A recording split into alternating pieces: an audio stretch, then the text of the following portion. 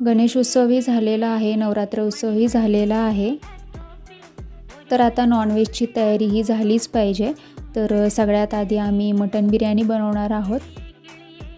मटण बिर्याणी बनवण्यासाठी तांदूळ आणि आळणीचा यूज करून इथं खूप सिंपल अशी रेसिपी बनवलेली आहे. छान अशी सुटसुटीत बिर्याणीसोबत कोशिंबीरचीही रेसिपी शेअर केलेली आहे. प्ले बटनवर जाऊन तुम्ही डिटेल व्हिडिओ चेक करू शकता.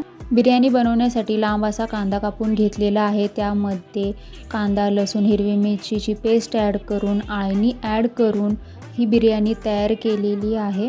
खूप प्रकारच्या बिर्याणी बनवता येतात. हैदराबादी, दम बिर्याणी, खूप असे प्रकार आहेत बिर्याणी बनवण्याचे. पण सिंपल अशी आणि झटपट होणारी रेसिपी ही बिर्याणीची आहे. तुम्हीही ट्राय करा आणि टेस्ट कशी झाली हे कमेंटमध्ये नक्की सांगा. अशाच छान छान व्हेज नॉनव्हेज रेसिपीसाठी कमेंट करा, लाईक करा आणि शेअरही करा. Till then bye.